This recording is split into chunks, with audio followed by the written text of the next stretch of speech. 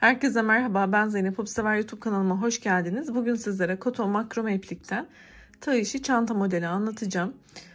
Tığ numarası olarak 3,5 milim bir tığ kullanıyorum. Şimdi dilerseniz kolay modelimize başlayalım. Evet, bismillah diyelim ve başlayalım. Öncelikle ipimizi kapatarak başlıyoruz. Burada çok sıkı yapmayalım ilmeğimizi. 3 adet zincir yapıyoruz. Tığıma ipimi bir kere doladım. Bakın şuradan tutuyorum. Birinci zincirimin şu üstte kalan 2 tane ilmeğinden tığımı batırıyorum. Bakın bir tanesi arkada kaldı. İpimi çıkartıyorum. Tığımda bekleyen 3 tane ilmek var. Önce ikisini, sonra kalan ikisini çıkartıyorum.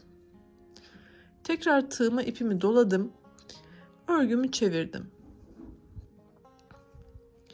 Şurada yatay bir çizgi var. Bu size referans olsun. Hemen üstündeki şu 2 ilmeği tığıma batırdım.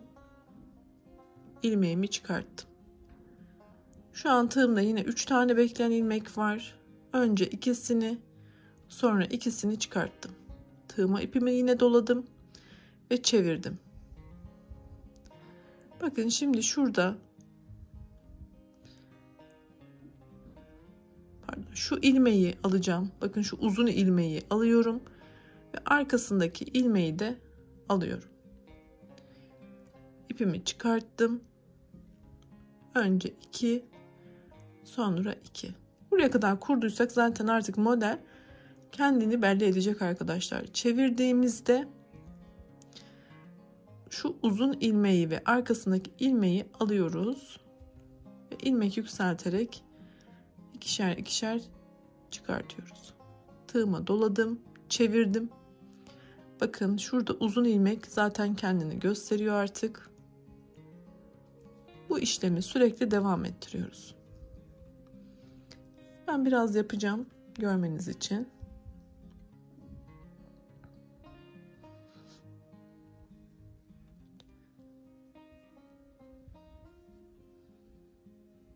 Bakın şu ilmek kendini belli ediyor.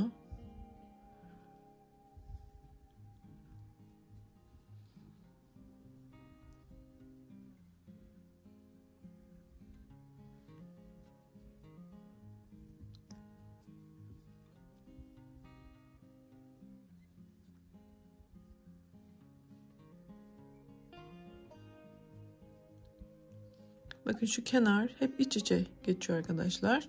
Şöyle çevirdiğimde de bu da bu şekilde devam ediyor. Burada şu uzun ilmeği zaten fark ediyoruz.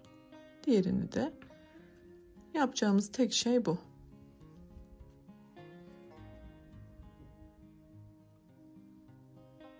Model anlatımı bundan ibaret. Ben biraz daha örüp sizlere daha iyi görmeniz için kamera arkasında yapıp geleceğim.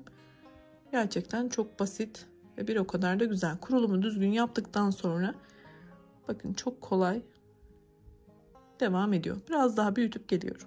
Evet, ben modeli devam ettirdim. Gerçekten çok güzel oldu. Şöyle göstermek istiyorum.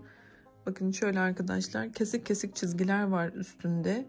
Gerçekten çok güzel bir model oldu. Her iki tarafı da kullanıma uygun. Ben yine bu modeli şöyle bir de polyester makrome iplikle de denedim. Bununla da gerçekten güzel oldu. Yine kağıt iplikle de denedim. Her şekilde de gerçekten güzel oldu. Şöyle bakın, oldukça da sıkı ve sağlam. Şöyle üçünü de tutayım sizlere. Umarım beğenmişsinizdir. Videomun sonundaki oynatma listeme lütfen göz atın. Orada yaptığım başka çalışmalarım da var. Yine çanta modellerim de mevcut. Sizler de dilediğiniz modelleri yapabilirsiniz. Kanalımın ana sayfasının oynatma listelerime de lütfen göz atın. Çok fazla kategoride örgü modelim var. Umarım hoşunuza giden başka çalışmalarım da olabilir. Abone olup destek olursanız da çok memnun olurum. Sağlıkla kalın, hoşça kalın.